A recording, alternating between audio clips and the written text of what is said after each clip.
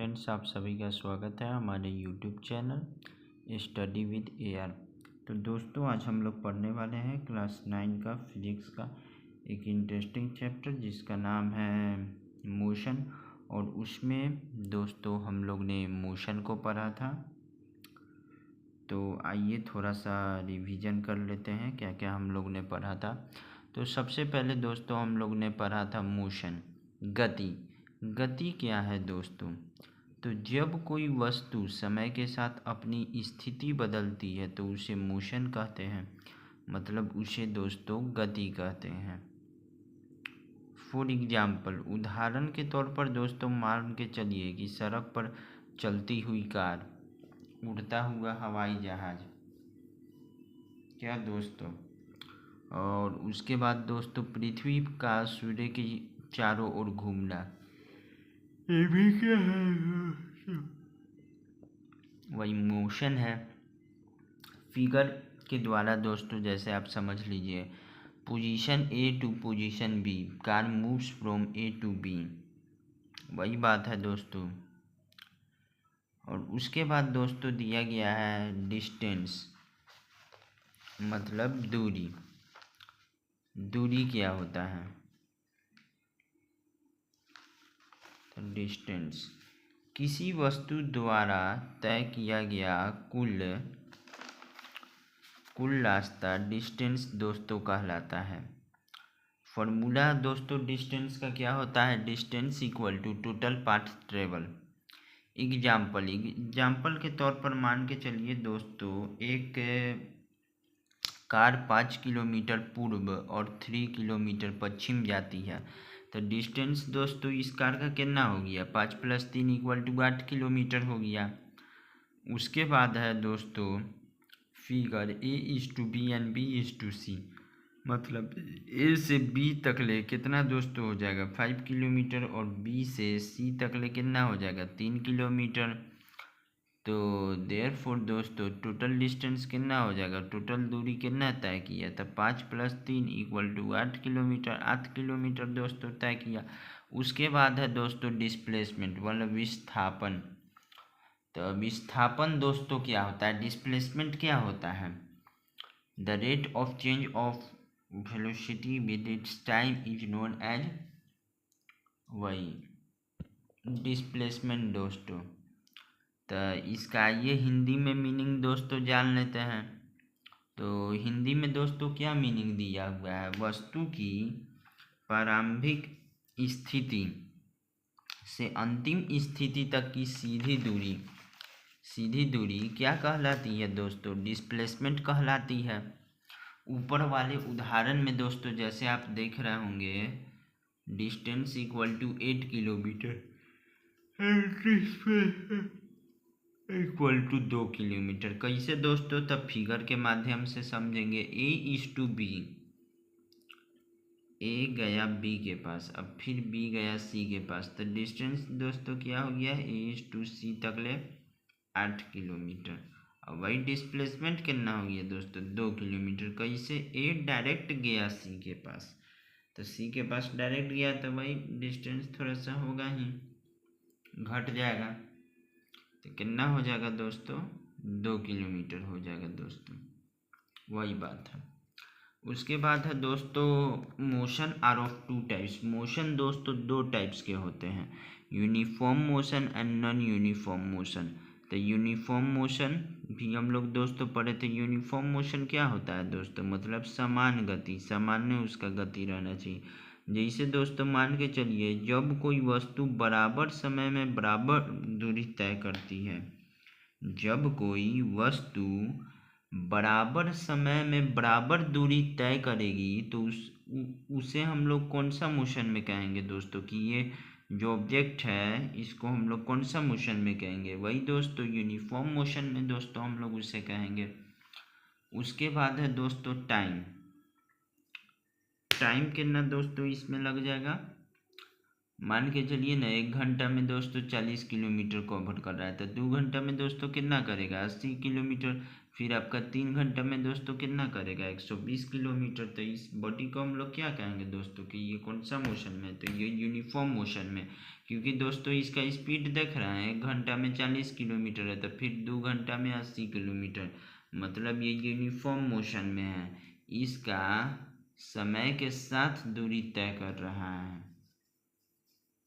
समय के साथ में ये दोस्तों दूरी तय कर रहा है, तो इसको हम लोग कौन सा मोशन कहेंगे, वही यूनिफॉर्म मोशन।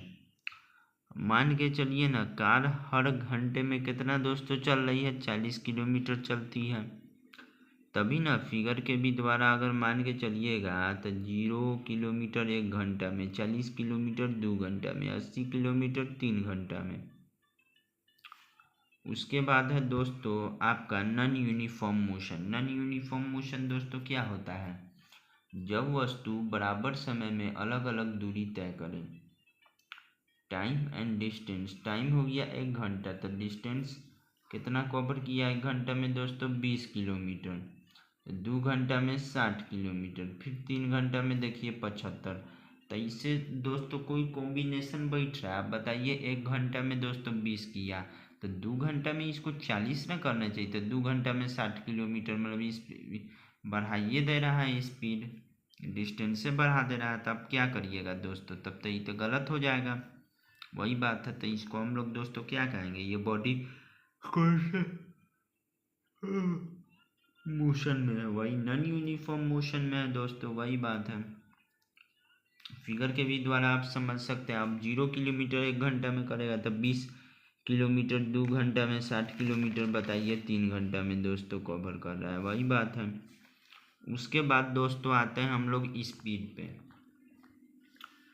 स्पीड क्या होता है दोस्तों, तो मान के चलिए if a car is running slow, अगर एक कार है वह स्लो रनिंग कर रही है, ओके, तो दोस्तों we say that its speed is low, तो हम लोग कहेंगे कि उसका स्पीड स्लो है।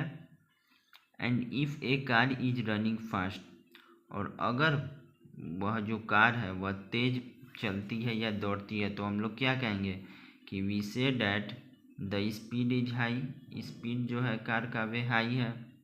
वही बात है, तो दस the speed of a body, speed है किसी भी दोस्तों बॉडी का, वह हम लोग को क्या देता है, आइडिया देता है। क्या चीज़ का दोस्तों, आइडिया ऑफ हाउ स्लो और fast the body is moving.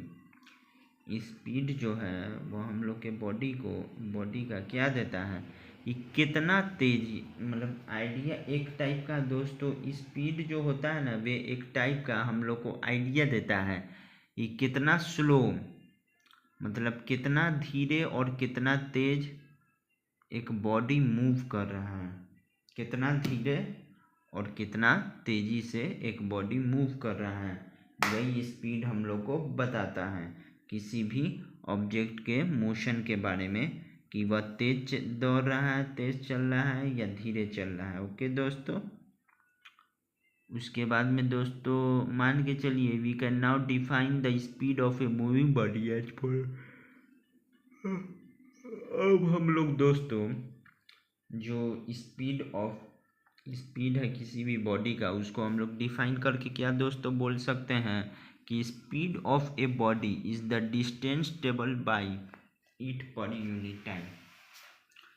जो स्पीड होता है एक बॉडी का, वह distance travel per unit time होता है, मतलब distance travel bye it per unit time. Distance कितना, स्पीड इक्वल टू दोस्तों क्या होगा, डिस्टेंस जितना ट्रेवल किया उतना, अब बटे टाइम, कितना टाइम में दोस्तों कवर किया था वही टाइम टेकन होता है। तो इसी को दोस्तों हम लोग क्या कहेंगे, स्पीड कहेंगे। वही बात है, the speed of a body can be calculated by dividing the distance travel by the time taken to travel this distance. एक जो स्पीड होता है दोस्तों किसी भी बॉडी का, उसको हम लोग कैसे कैलकुलेट दोस्तों कर सकते हैं, by dividing the distance travel by the time taken, मतलब डिस्टेंस टेबल को बॉडी से टाइम टेकन से डिवाइड करके दोस्तों कर सकते हैं। So the formula for speed can be written as, formula जो होता है उसको हम लोग दोस्तों कैसे लिख सकते हैं, speed equal to distance travel by time taken, speed equal to distance travel by दोस्तों टाइम टेकन।